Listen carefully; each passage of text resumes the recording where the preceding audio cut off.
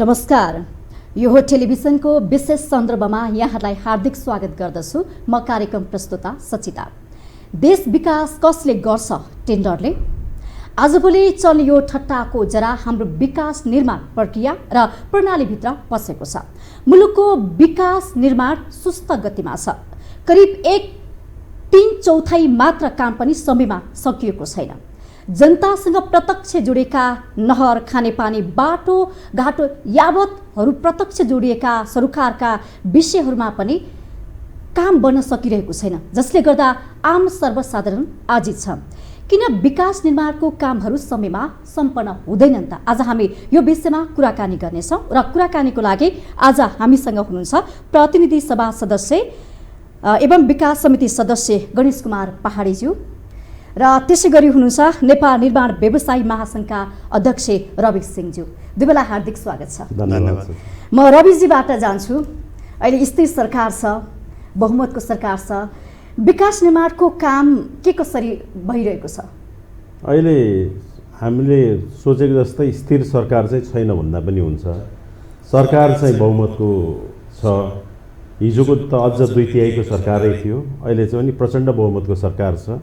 तर प्रचण्ड बहुमतको सरकार भए पनि अहिले यो सरकारले चाहिँ बहुमतको सरकार भएको जस्तो अनुभूति आम जनमानसमा छैन। पक्कै पनि हामी निर्माण उद्योगीले त त्यो अनुभूति गर्नै पाएका छैनौँ। यो 2076 वैशाख 30 गति आएको सार्वजनिक खरिद नीतिको 6औं संशोधनपछि भइरहेको कामहरूमा पनि अर्गेलो ल्यायो र त्यसले गर्दाखेरि लगभग मुलुकमा 2500 भन्दा बढी आयोजनाहरू जुन सुचारू रूपले सञ्चालन भइरहेका थिए ती आयोजनाहरू ठप्प भए र अहिले त्यसको निकास अझ पनि निस्किसकेको छैन। 2076 पुस 14 गते सार्वजनिक खरिद नीतिको 9औं संशोधन आएपछि त्यसलाई निकाल्ने प्रयास चाहिँ भएको छ र त्यो म्याद थपको प्रक्रियामा लगभग 2700 आयोजनाहरूको चाहिँ म्याद थप भएको छ। तर त्यो म्याद थप भएर कतिपय आयोजनाहरूको चाहिँ म्याद थप भइसकेको जानकारी अहिले निर्माण व्यवसायहरूले पाएको छैन, निर्माण कम्पनीले पाएको छैन। भुक्तानी नपाएको अवस्था चाहिँ अधिकांश आयोजनाहरूको छ। अधिकांश निर्माणको कामहरू चाहिँ अब यो निर्माण गर्ने बेलामा पनि निर्माण गर्न भौतिक प्रगति चाहिँ भइरहेको छैन। किन भन्दाखेरि आर्थिक अभावले भौतिक प्रगतिको सम्भावना न्यून छ। जस्तो तपाईँहरूलाई काम गर्नको लागि अब सरकारले कस्तो वातावरण बनाइदिनु पर्ला त? तपाईँले भनिहाल्नुभयो असहज छ, सहज छैन भनिरहनु भएको छ। अब सबभन्दा पहिला त यो सरकार आएपछि हामीले धेरै नै उत्साहित भएर, अब 2/3 सरकार थियो, धेरै पछाडि हामीले चाहिँ प्रचण्ड बहुमत भएको एउटै पार्टीको बहुमत भएको पार्टीले सरकारको नेतृत्व गरेको अवस्थामा अब मुलुकले चाहिँ राजनीतिक निकास पनि प्राप्त गरिसकेको।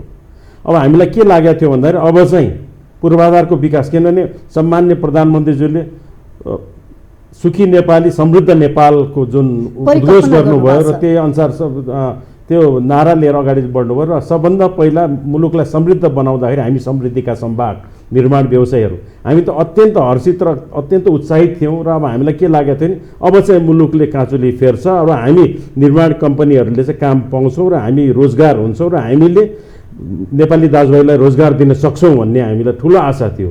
तर मुलुकमा 3 तहको सरकार थियो। सरकार बिचको समन्वयको अभावले गर्दाखेरि हामीले पहिलो वर्ष त हामीसँग भइरहेको काम चाहिँ त्यो आयोजनाहरू कहाँ गयो भन्ने कुराको जानकारी न हामीसँग भयो न हामीलाई काम दिने निकायहरूसँग भयो। त्यहीमा रुमल्यौँ। अहिले 2 वर्ष व्यतीत हुँदाखेरि पनि हामी अझ पनि रुमलिरहेका छौँ र यो 6औं संशोधनबाट भइरहेको आयोजना पनि ब्रेक लाग्यो। अब यो 6औं संशोधनमा फेरि 38 संशोधन 32 बुँदाहरू त यति उपयुक्त बुँदाहरू थियो। त्यो अनुसार टेन्डरहरू भोलिको दिन हुँदै गयो भने हिजो भइरहेको कमी कमजोरी विकृतिहरूलाई चाहिँ त्यसले न्यून गर्ने सम्भावना चाहिँ छ। जस्तो म गणेशजीबाट जान्छु। तपाईँ विकास समिति सदस्य पनि हुनुहुन्छ। विभिन्न ठाउँमा चाहिँ कहाँ कहाँ विकास भयो भने अनुगमन पनि गर्न जानुहुन्छ होइन? उहाँले त अब त्यति चित्तबुद्ध कुरा गर्नु भएन, जति हुनुपर्ने त्यो भएन, जति उत्साह थियो यो सरकारप्रति, जति अपेक्षा थियो त्यो भएन भन्नुभएको छ। तपाईँ चाहिँ के भन्नुहुन्छ उहाँको कुरालाई लिएर?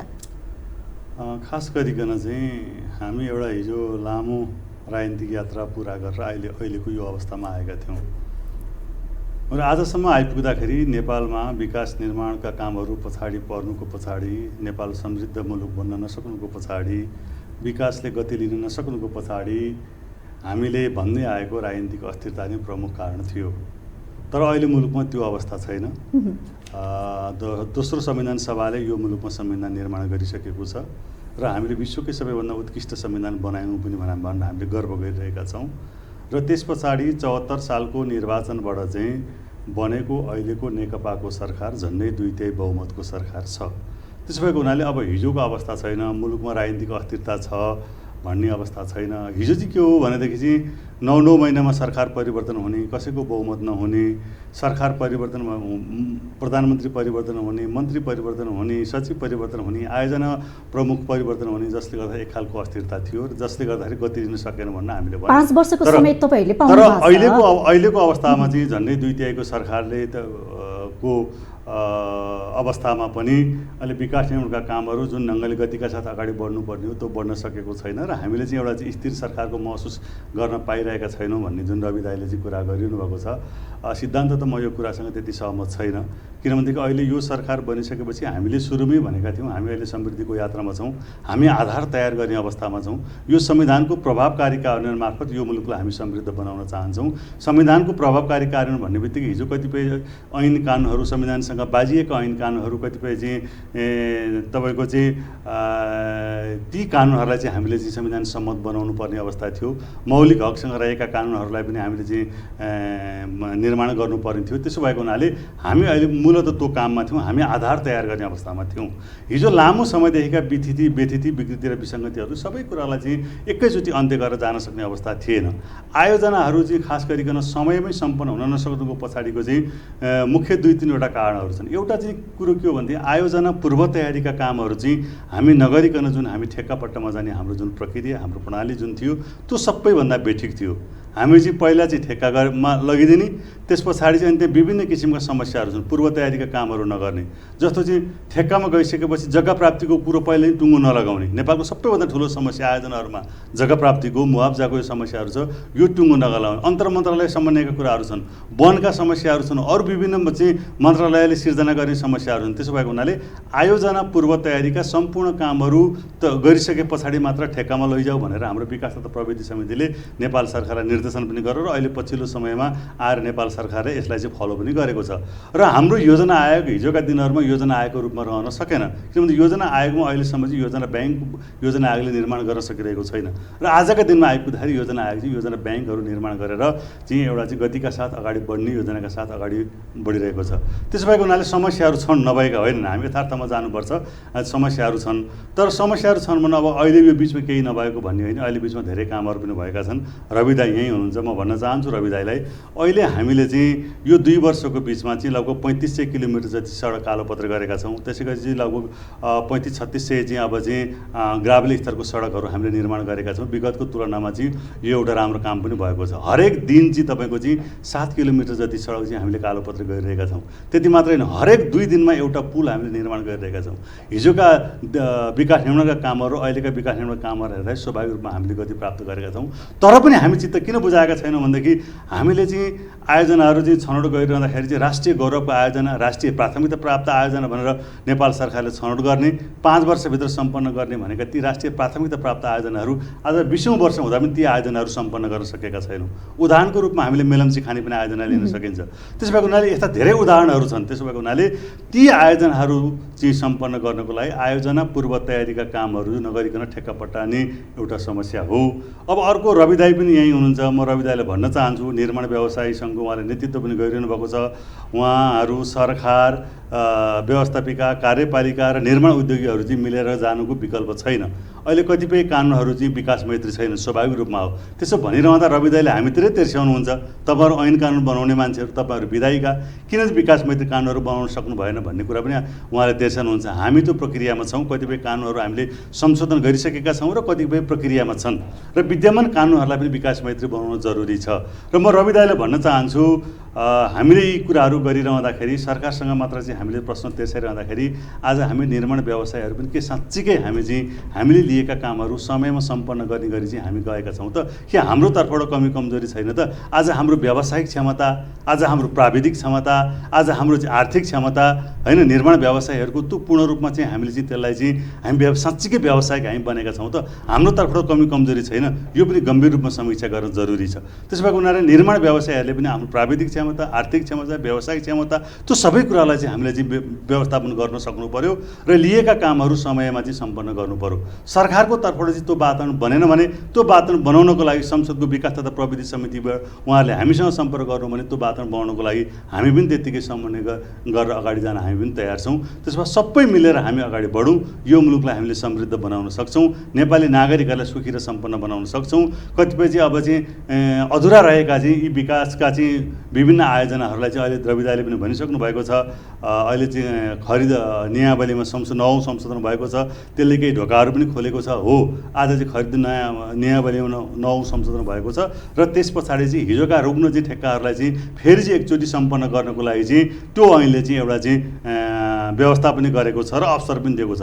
अब व्यवसायीहरूले चाहिँ हिजोका ती पुराना चाहिँ रुग्न चाहिँ कामहरूलाई पनि अब निर्धारित समयभित्र सरकारले दिएको समयभित्र सम्पन्न गर्न जानु पर्यो र चाहिँ उहाँले चाहिँ भन्नु पर्यो अब चाहिँ हामी व्यवसायीहरू चाहिँ हामीलाई कुनै पनि त्यस्तो समस्या भएन भने, आर्थिक रूपमा चाहिँ हामीले सम्पन्न गरेको काममा चाहिँ समयमा चाहिँ हाम्रो चाहिँ भुक्तानी भयो भने, अन्य समस्या भएन भने हामी समयमै आयोजनाहरू सम्पन्न गर्छौँ र हामी कालो सूचीमा पर्दैनौँ भनेर हाम्रा निर्माण व्यवसायीहरू कालो सूचीमा पर्दैन भनेर चाहिँ निर्माण व्यवसायको तर्फबाट रविदाले पनि भन्नु सक्नु पर्यो।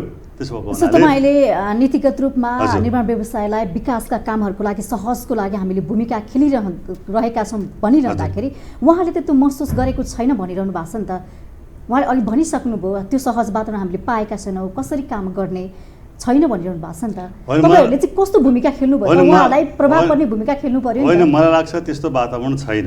होइन, हामीले पनि यही चाहिँ तपाईँको खरिद नियमावलीमा संशोधनकै क्रममा पनि उहाँहरूसँग बसेर छलफल भएपछि त्यस पछाडि निर्माण व्यवसायको पनि कुराहरू हामीले सुनिसकेपछि, सरकारवालाहरूको कुरा सुनिसकेपछि नेपाल सरकारलाई चाहिँ हामीले बोलाएर यसको संशोधनको लागि पनि हामीले भन्यौँ। त्यति मात्र होइन, उहाँहरूले चाहिँ भर्खरै चाहिँ भक्तपुरको घोषणापत्र भनेर जारी पनि गर्नुभएको छ। उहाँहरूको चाहिँ भक्तपुरमा एउटा चाहिँ राष्ट्रिय भेला सम्पन्न गरेर चाहिँ निर्माण व्यवसायभित्र रहेका चाहिँ निर्माण उद्योगभित्र रहेका चाहिँ विभिन्न समस्याहरूलाई कसरी समाधान गर्ने भन्ने सन्दर्भमा चाहिँ निर्माण उद्योगलाई कसरी व्यवस्थित ढङ्गले अगाडि लैजाने भन्ने सन्दर्भमा उहाँले एउटा घोषणापत्र पनि जारी गर्नुभएको छ।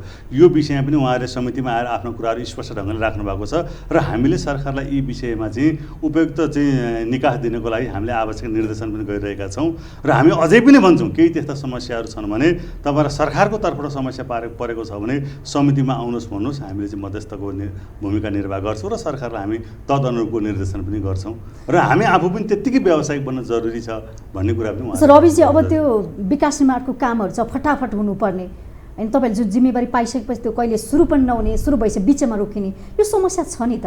एकदमै छ, यो समस्या छ, भएको कुरा त हामीले स्वीकार्नु पनि पर्छ र हाम्रो गणेशजीले पनि यो कुरालाई स्वीकार्नु भएको छ। किन हिजोको दिनमा टेन्डरको पूर्व तयारी बिना टेन्डर आह्वान गर्ने र त्यो टेन्डर सम्पन्न गर्ने भन्दा पनि त्यो टेन्डर आह्वान गरेर छोडिदिने जुन परिपाटी छ त्यसलाई सार्वजनिक खरिद नियमावलीको 6औं संशोधनले सम्बोधन गरेको छ। अब हुने टेन्डरहरू त्यो नियमावलीलाई फलो गरेर हुँदै गयो भने पूर्व तयारी भइसकेपछि मात्रै टेन्डर चाहिँ निकाल्न पाइन्छ। टेन्डरमा अब हामीले क्वेसन पनि गर्न पाउँछौँ, तपाईँले पूर्व तयारी नगरिकन टेन्डर किन निकाल्नु भयो?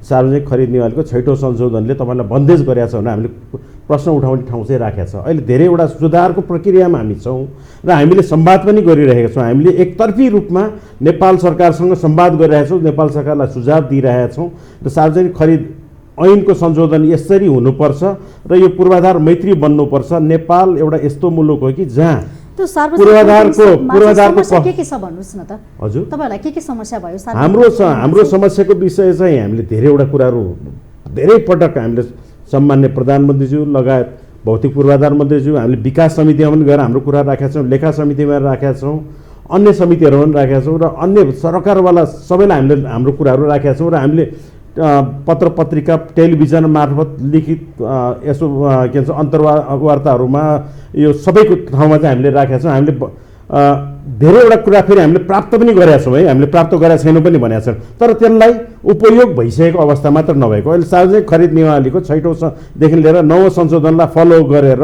टेन्डरहरू आह्वान हुने क्रम पनि सुरु भइसकेको छ। मलाई लाग्छ हिजोको दिनमा जसरी यो निर्माण कार्यहरूमा व्यथिति हुन्थ्यो, अब आउने दिनहरूमा त्यस्तो व्यथितिहरू चाहिँ न्यून भएर जानेछ।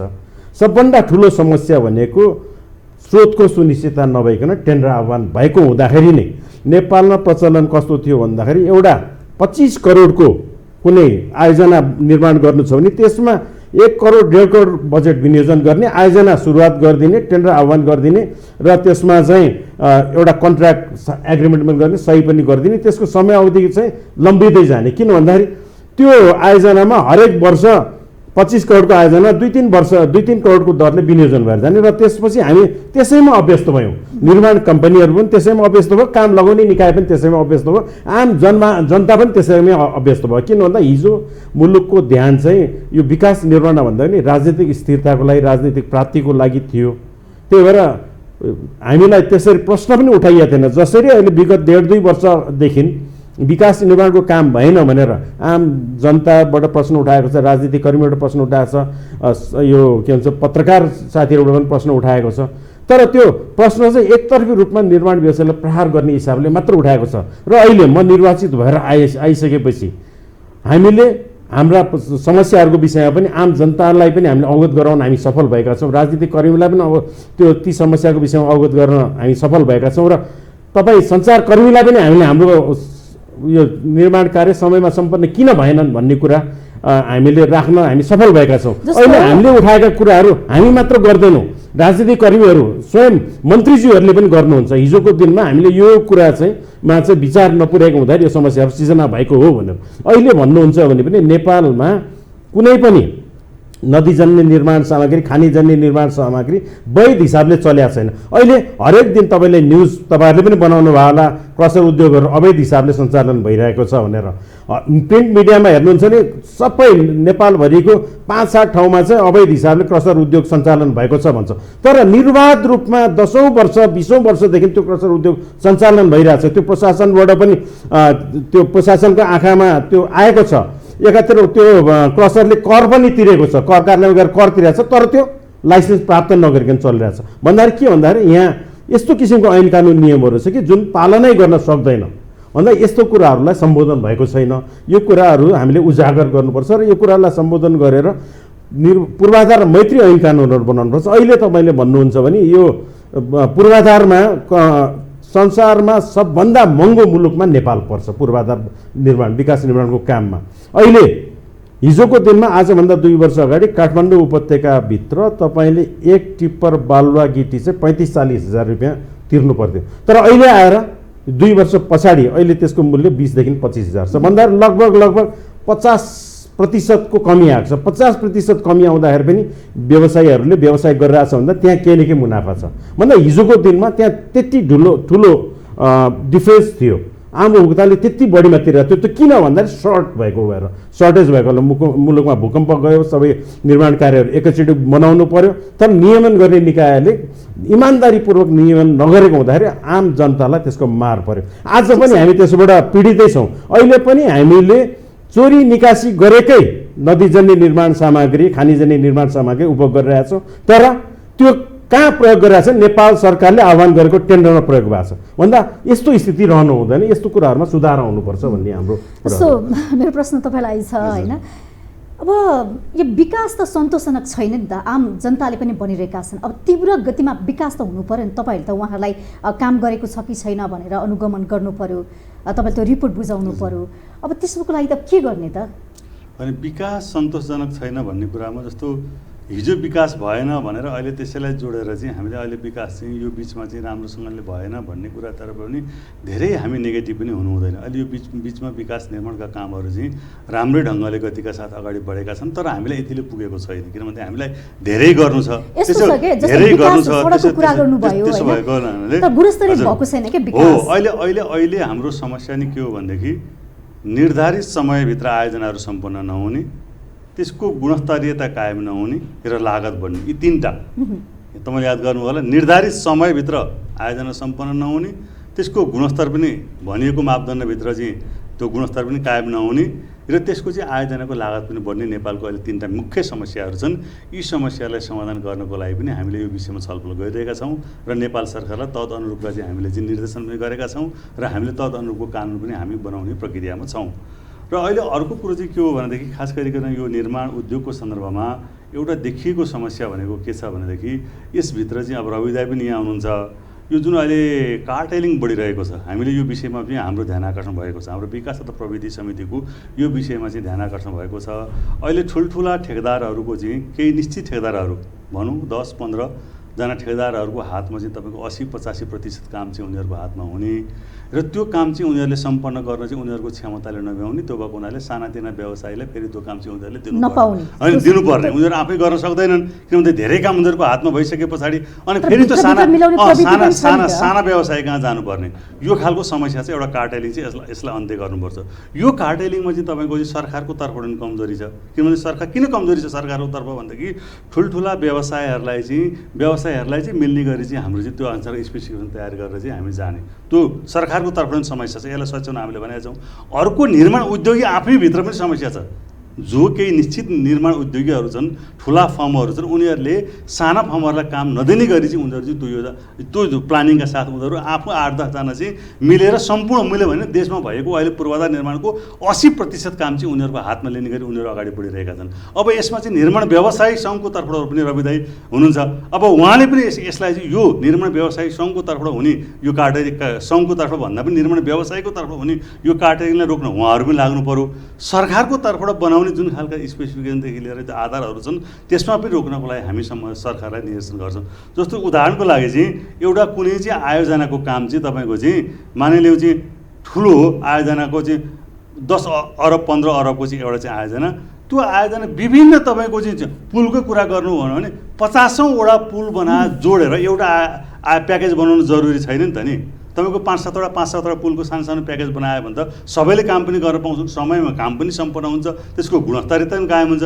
तपाईँको 50-60वटा पुल जोडेर एउटा प्याकेज बनाइदिने अनि त्यो चाहिँ निश्चित चाहिँ ठेकेदारको हातमा जाने अनि उसले त्यो सबै काम गर्ने उसको क्षमताले त पुग्दैन। नपुग्ने बित्तिकै उसले त्यो अनि त्यहाँबाट फेरि ठेक्का बेच्ने फेरि बेच्दा कसलाई बेच्ने भन्दा सानो मान्छे कहाँ जाने। सानो मान्छे कहाँ जाँदाखेरि चाहिँ उसले चाहिँ अब कममा चाहिँ काम गर्नुपर्ने भएको हुनाले चाहिँ अब त्यहाँ चाहिँ उसले चाहिँ स्वाभाविक रूपमा उसले गुणस्तरीयता कायम गर्न सक्ने एउटा त्यो समस्या छ। अनि सुन्नुहोस्, एउटा त्यो समस्या छ, त्यो पनि जोडौँला। अनि अर्को चाहिँ साना व्यवसायको के छ भने साना व्यवसाय चाहिँ आफूभित्र पनि अस्वस्थ प्रतिस्पर्धा गर्दैन।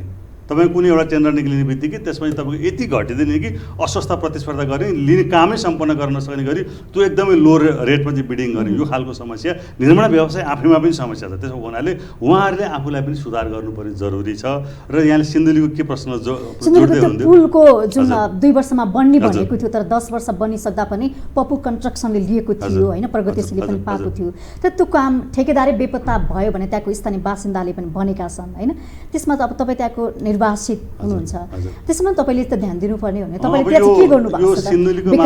सिन्धुलीको मात्र होइन देशभरिको समस्या छ। तर तपाईँ त्यहाँबाट यहाँले उठाउनु भएको सिन्धुलीको कुरा होइन, त्यो मेरो ठ्याक्कै घर आँगनको कुरा सिन्धुलीको मात्र होइन, मेरो घर आँगनको कुरा हो, मध्यपाडी हाइवेको कुरा हो। खुर्कुड घुरुमी खण्डमा त्यहाँ 12वटा पुलहरूको टेन्डर भएका थिए। ती सबै पुलहरू 10वटा पुलहरू निर्माण भए तर चाहिँ 2टा पुलहरू चाहिँ बन्न बाँकी रहे। त्यो 2टा पुल भनेको चाहिँ पप्पू कन्स्ट्रक्सनले चाहिँ लिएका पुलहरू हुन्। त्यसले निर्धारित समयभित्र काम सम्पन्न गर्न सकेन र अहिले चाहिँ हामीले पटक चाहिँ सरकारलाई भनिसके पछाडि अहिले त्यो ठेक्का रद्द भएको छ र नयाँ ठेक्का गर्ने प्रक्रियामा छ। त्यसो भएको हुनाले त्यहाँ मात्र होइन, तपाईँको यी राजधानीमा हेर्नुहोस् न, बागमतीको पुलको समस्या हेर्नुहोस्, तपाईँको तेकुको पुलको समस्या हेर्नुहोस्। त्यस कारण त्यति मात्र होइन, हुलाकी राजमार्गमा अन्य विभिन्न ठाउँहरूमा चाहिँ यस्ता समस्याहरू छन्। काम लिएर समयमा सम्पन्न नगर्ने, काम ओगट्ने, त्यस्तो गलत काम गर्ने निर्माण व्यवसायहरू छन्, तिनीहरूलाई दण्ड जरिवाना सजायको काम दिनुपर्छ। र जसले काम लिएर निर्धारित समयभन्दा चाँडो सम्पन्न गर्ने निर्माण व्यवसाय पनि त छन् नि त नि, उनीहरूलाई पुरस्कृत गर्नु पर्यो। त्यस कारण निर्माण व्यवसाय भन्ने बित्तिकै सबै गलत, सबै बेठिक, यिनीहरूले त देशै डुबाए, सबै खतम पारे, त्यो दिशातर्फबाट हामीले सोच्नु भने राम्रो काम गर्ने निर्माण व्यवसाय पनि छन्। 2 वर्षभित्र चाहिँ निर्माण सम्पन्न गर्ने भनेर लिएका आयोजनाहरू चाहिँ तपाईँको त्योभन्दा अगाडि चाहिँ तपाईँको 8-9 महिना अगाडि नै काम सम्पन्न गरेर चाहिँ बुझाउने निर्माण व्यवसायले पुरस्कृत पनि त गर्नु पर्यो पनि। तर के हो भनेदेखि आम रूपमा मान्छेले हेर्दाखेरि ठेकेदार भन्ने बित्तिकै यो चोर फटा, अब यसले त खतम गर्यो, डुबाउने, यो लुटेर खाने भने त्यो मानसिकता, नेगेटिभ मानसिकता क्या। अनि पनि छ नि त व्यवहारमा, त्यो त तपाईँकै सिन्धुलीको जिल्लामा मैले भने केही त्यस्ता छन् भने ती कुराहरूलाई हामीले सच्याउनु पनि पर्यो। जिम्मेवार हो, दण्ड पनि गर्नु पर्यो। तर त्यही विषयमा त दण्ड दिनको लागि अहिले गृहमन्त्रीले यो अभियान पनि चलाउनु भएको थियो, त लक्ष्यमा पुग्न सकेन। सुन्नु न, यहाँले उठाउनु भएको त्यो ठेक्का त क्यान्सल भइसक्यो, ऊ कालो सूचीमा कारबाहीको प्रक्रिया त। तर समय त लाग्छ नि त्यसको पनि। हाम्रो मैले अघि नै भने हाम्रा कानुनहरू सबै त्यस्ता छन्, त्यस कारण तिनै ठेक्का क्यान्सल गर्नको एउटा प्रक्रियामा जानुपर्छ होइन। सरकारले त्यसै सक्दैन, त्यसो भएको हुनाले केही समय त लाग्छ। तर हामीले गरेका राम्रा कामहरूको पनि हाम्रो प्रशंसा गर्ने बानी छैन क्या। हामी अलिकति हाम्रो आम रूपमा नेपालीहरूको सोचाइ के हुन्छ भनेदेखि नेगेटिभ सोचाइ छ क्या। सकारात्मक सोचको पनि हामी विकास हुन जरुरी छ। मैले अघि नै भने निर्माण व्यवसायहरूले पनि आफूलाई चाहिँ त्यो ढङ्गले विकास गरेर लानु जरुरी छ। र हामी सबै मिल निर्माण उद्योगी, सरकार, यता संसद, हामी सबै आम नागरिक समाज, हामी सबै मिलेर गयौँ भने हामीले चाँडै नै यो मुलुकलाई समृद्ध बनाउन सक्छौँ। पूर्वाधारको क्षेत्रमा हामीले ठुलो फड्को मार्न सक्छौँ। त्यो आधार हामीसँग छ। ठिक छ, उहाँ रविजीसँग जान्छु। तपाईँहरू बिचमा चाहिँ अस्वस्थ प्रतिस्पर्धाले गर्दा पनि विकास निर्माणमा चाहिँ अलिक केही असर पर्यो भन्ने कुरा उहाँले गर्नुभयो कि वास्तवमा त्यही होइन? उहाँ सभासदज्यूले भन्नुभएको कुरा हो, मेरो 100% सहमति छ। केही हदसम्म नेपालको ऐन कानुन सार्वजनिक खरिद ऐनले चाहिँ यस्तो व्यवस्था गरेको छ कि नेपाली अब यहाँ के छ भन्दा 1 अरबभन्दा घटीको काममा विदेशीले भाग लिन पाइँदैन भन्ने हाम्रो सार्वजनिक खरिद ऐनमा व्यवस्था छ। त्यो व्यवस्थालाई टेकेर केही निर्माण कम्पनीहरूले आफू अनुकूल क्राइटेरियाहरू बनाएर निर्माणको कार्यहरू हात पार्ने गरेका छन्। त्यो गरेको छ। यसको लागि चाहिँ डाडु पनि आफ्नो हातमा लिने सरकारले र अनि यसरी निर्माण कम्पनीले कार्टेलिङ गर्यो भन्ने होइन। त्यो कार्टेलिङ गर्ने व्यवस्था त कसले गर्दैन? सरकारले गरिदियो, अधिकारीले गरिदियो भन्दाखेरि आफू सचिएर हुने ठाउँमा चाहिँ उहाँहरूलाई सचेत पर्दैन। र त्यसको लागि हामीले पटक पटक म निर्वाचित भएर आइसकेपछि महासङ्घले पटक पटक सम्मान्य प्रधानमन्त्रीज्यूसँग पनि यो कुरा स्पष्ट रूपमा राखेको छ। त्यसपछि आएर मान्य भौतिक पूर्वाधार मन्त्रीज्यूसँग पनि राखेका छौँ। हामीले अझ विकास समितिमा हाम्रो गणेशजी लगायत कल्याणी खड्का उहाँ सभापति हुनुहुन्थ्यो, उहाँहरूसँग बसेर पनि यो कुरा पटक पटक हामीले राखेका छौँ। र उहाँहरूसँग अहिले हाम्रो एकदमै संवाद चाहिँ सौहार्दपूर्ण हिसाबमा कसरी निर्माण उद्योगलाई स्थापित गर्ने, कसरी पूर्वाधारको विकास गर्ने भनेर उहाँहरूको चिन्तन छ। अहिले म यो भन्दिनँ कि उहाँहरूले यसको चिन्ता गर्नुभएको छैन, यसमा चाहिँ उहाँहरू गैर जिम्मेवार हुनुहुन्छ भनेर म भन्दिनँ। उहाँहरू एकदम जिम्मेवार हिसाबले हामीलाई पनि उहाँहरूले गाइड गरिराख्नु भएको छ। उहाँहरूले हामीसँग पनि छलफल गरिराख्नु भएको छ। र मलाई लाग्छ अब आउने सार्वजनिक खरिद ऐन चाहिँ गणेशजी जस्तो व्यक्ति, कल्याणी खड्का जस्तो व्यक्ति र अन्य त्यो उहाँहरू हुनुहुन्छ, मलाई लाग्छ अब यो पूर्वाधार मैत्री नै आउँछ अब आउने। तर एउटा गुनासो तै पनि के छ भन्दाखेरि नि अहिले सार्वजनिक खरिद नियमावलीको 6औँदेखि 9औँ संशोधन हुँदाखेरि 4 पटक सरकारले संशोधन गर्यो। एक पटक पनि हामीले यस्तो हिसाबले चाहिँ सार्वजनिक खरिद नियमावलीको संशोधन गर्दैछौँ त्यसमा के छ भनेर हामीसँग दोहोरो बहस गरेन। अझ हामीसँग मात्र होइन, आफू अधीनस्थ कर्मचारीहरू, विकासे अड्डाका अधिकारीहरूसँग पनि बसेर छलफल गरेन। त्यसपछि आएर कन्सल्ट्यान्टलाई राखेर पनि छलफल गरेन। किनभने यस कुरामा सरकारले भोलि कुनै कुरा ऐन नियमावली ल्याउँछ भने त्यो सरकारवाला पक्षलाई चाहिँ यस्तो ल्याउँदैछ, त्यसमा तपाईँहरूको के फिडब्याक छ भनेपछि हामीले उहाँहरूलाई सचिने मौका दिन्थ्यौँ र हामी पनि सचिन सक्थ्यौँ। कतिवटा कुरामा हामी कन्भिन्स हुन्थ्यौँ, कतिवटा कुरा हामीले कन्भिन्स गर्थ्यौँ। तर त्यो नगरे आउँदाखेरि सरकारले पटक पटक आफ्नो उद्देश्य प्राप्ति गर्न सकेन। 6औँ, 7औँ, 8औँ वैशाखमा संशोधन भयो, जेठमा संशोधन भयो, श्रावणमा संशोधन भयो, पुसमा संशोधन भयो र पुसमा संशोधन भएपछि त्यसले निकास पायो र अहिले लगभग 2700वटा आयोजनाहरू चाहिँ हामीले म्याद थप भइसकेको भन्ने हामीलाई सूचना प्राप्त भएको छ। तर त्यो म्याद थप भइसकेको आयोजनाको पनि अधिकांश आयोजनाहरूको निर्माण कम्पनीहरूले पत्र प्राप्त गरिसकेको अवस्था छैन जस्तो लाग्छ। र अब हामी सबैजना यसको चिन्तन हामीले गर्नुपर्छ, किनभने हामी पनि स्टेक होल्डर हौँ। हामी पनि निर्माण व्यवसाय महासङ्घ पनि स्टेक होल्डर हो, विकास निर्माणको स्टेक होल्डर हो, उहाँहरू विकास समिति पनि स्टेक होल्डर हो, सरकार पनि स्टेक होल्डर। हामी सबैजना बसेर एउटा सुन्दर वास्तविक र व्यावहारिक सार्वजनिक खरिद ऐन बनाउनुपर्छ र हामीलाई स्थापित गर्ने जिम्मेवारी नेपाल सरकारकै हो। किनभने नेपाल सरकार हाम्रो अभिभावक हो। हामीले हाम्रो अभिभावकले भनेको कुरा पनि मान्नुपर्छ र अभिभावकले पनि हाम्रो आवश्यकताको पूर्ति गर्नुपर्छ। र हामीलाई नेपालमा नेपाली निर्माण कम्पनी मैत्री ऐन कानुन आउनुपर्छ र हामीले विदेशीलाई प्रतिस्थापन गर्न सक्ने क्षमताको हामीलाई बनाइदिनुपर्छ। हिजोको दिनमा हामीले काम गर्ने मौकै पाएनौँ, किन भन्दा मुलुक द्वन्द्वमा थियो, मुलुक अव्यवस्थामा थियो र यहाँ धेरै कम रकम मात्रै विकास निर्माणमा खर्च हुन्थ्यो। अहिले सम्पूर्णको ध्यान विकास निर्माण छ। 2030सम्म हामी मध्यम आय भएको मुलुकमा जाँदैछौँ। हामीले अहिले जुन विकास बजेट छ त्योभन्दा धेरै गुणा बढी खर्च गर्नुपर्ने अवस्था छ। हामीले 30 खर्ब को दरले विकास खर्च गर्दै जान्छ त्यो अनुकूल हामीले आफूलाई परिमार्जित पनि गर्दै हामीलाई स्थापित पनि गर्दै हामी अगाडि बढ्नुपर्छ। तर त्यो सबै गर्ने हामीले एकतर्फी कोसिस गर्ने हुँदैन। त्यसको लागि नेपाल सरकार पनि हामीलाई त्यत्तिकै रूपमा हामीसँग आत्मसात गर्नुपर्छ, विकास समितिले पनि आत्मसात गर्नुपर्छ, सरकारले पनि आत्मसात गर्नुपर्छ र सबैको क्षमता अभिवृद्धि गर्दै जानुपर्छ। काम लगाउने निकायको पनि क्षमता अभिवृद्धि गर्नुपर्छ। काम गराउने सबै निकायको क्षमता अभिवृद्धि भयो भने बल्ल नेपालको विकास हुनुपर्छ, मुलुक समृद्ध हुन्छ। र हामीले अहिले के गरिरहेका छौँ भन्दा हामीले हाम्रो दाजुभाइहरूलाई खाडीमा पठाइरहेका छौँ। लगभग 40-50 लाख दाजुभाइ दिदीबहिनीहरू खाडीमा हुनुहुन्छ। तर हामीले हाम्रो लागि चाहिने यहाँ चाहिँ श्रम हामीले प्राप्त गरिरहेका छौँ। हामीले हाम्रो श्रमिकहरू भारतबाट आयात गरिरहेका छौँ। हाम्रो दाजुभाइ दिदीबहिनीहरूलाई हामीले 25-30 हजार रुपियाँमा चाहिँ खाडीमा 50 डिग्री सेल्सियसमा काम गर्न पठाइरहेका छौँ र हामीले भारतबाट हाम्रो विकास निर्माणको कामको लागि लेबरहरू हामीले लिएर छौँ र उहाँहरूलाई हामीले कम्तीमा 50 हजार रुपियाँ र बढीमा 1.5 लाख रुपियाँसम्म दिएको अवस्था छ। लगभग 15 लाख भारतीय मजदुरहरूलाई हामीले काम लागिरहेको अवस्था छ कि सरकारले एकातिर बेरोजगारी भत्ता दिएर अनइम्प्लोइमेन्ट भएको छ भनेर प्रमाणित गरेको छ, अर्कोतिर हामीले रोजगारी दिन्छौँ भन्दाखेरि हामीले श्रमिकहरू नपाएर भारतबाट आयात गर्ने पर्ने अवस्था आएको छ। त्यही भएर हामीले के गर्नुपर्छ भन्दा यसलाई समन्वय गर्नुपर्छ र हामीले सरकारलाई धेरै सुझावहरू पनि दिएका छौँ। सरकारले के भन्छ, यदि रोजगारी सृजना गर्ने भने स्थानीय लेभलमा 5 करोडसम्मको काममा त्यही जिल्लाबाट मात्रै प्रतिस्पर्धा गर्ने गरेर टेन्डरहरू निकालिदिनु पर्यो। हामीले 2076 भदौ 3, 4 र 5 गते भक्तपुरमा हामीले साधारण सभा गऱ्यौँ र हामीले भक्तपुर घोषणापत्र विकास समिति लगायत सरकारका सम्पूर्ण निकायहरूलाई दिएका छौँ र त्यस विषयमा हामी छलफल गर्न तयार छौँ र त्यो छलफल गरेर हामीले सार्वजनिक खरिद ऐनको चाहिँ हामीले संशोधन गर्न सक्यो भने साँच्चै नै पूर्वाधार मैत्री ऐन कानुन चाहिँ हुनेछ। उहाँले भने जस्तै हुन्छ त। अब हामी लगभग अन्तिमतिर छौँ। अनि यस्तो अब विद्यमान, मैले अघि पनि भने विद्यमान ऐन कानुनहरू हामीले संशोधन पनि गर्दै गएका छौँ र कतिपय चाहिँ अझै हामीले विकास मैत्री बनाउन सकेका छैनौँ। म ऐन कानुनको मात्र कुरा गर्दिनँ, म तपाईँलाई भन्नु हो हाम्रो अदालत पनि विकास मैत्री बन्न जरुरी छ। हाम्रा ओभरसाइट एजेन्सीहरू पनि छन्, ओभरसाइट एजेन्सीहरू पनि विकास मैत्री बन्न जरुरी छ। सबै पक्षहरू विकास मैत्री भएर जान सक्यो भने हामी हाम्रो उद्देश्य पुरा गर्न सक्छौँ। र अब अहिले खरिद ऐनमा हामी संशोधन गर्नुपर्छ भनेर हामी लागिरहेका छौँ र अब सरकारवालाहरूसँग चाहिँ सम्पर्क गर्ने, विज्ञहरूसँग पनि सम्पर्क गर्ने, परामर्श गर्ने, सरकारवाला विज्ञहरूसँग सबैसँग परामर्श गरेर छलफल गरेर हामी चाहिँ व्यवस्थित ढङ्गले अब पूर्णतै हामी भन्दैनौँ तैपनि अब चाँडै नै संशोधन गर्नु नपर्ने गरी चाहिँ खरिद ऐन चाहिँ हामीले चाहिँ नयाँ चाहिँ अब चाहिँ खरिद ऐनलाई संशोधन गरेर चाहिँ अगाडि बढ्ने तयारीमा चाहिँ सरकार अगाडि बढेको छ र हामीसँग पनि त्यो ढङ्गले परामर्शहरू भइरहेको छन्। त्यसो भएको हुनाले हाम्रा अब कानुनहरू विकास मैत्री हामी बनाएर अगाडि बढ्छौँ नै।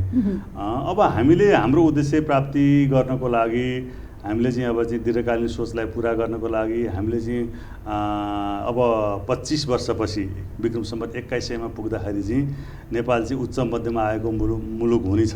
प्रत्येक नेपालीहरूको त्यतिखेर चाहिँ 12,500 अमेरिकी डलर प्रति व्यक्ति आम्दानी हुनेछ भनेर हामीले भनिरहेको सन्दर्भमा हामीले पूर्वाधार क्षेत्रको हामीले विकास गर्न सक्यौँ भने त्यो सम्भावना छैन।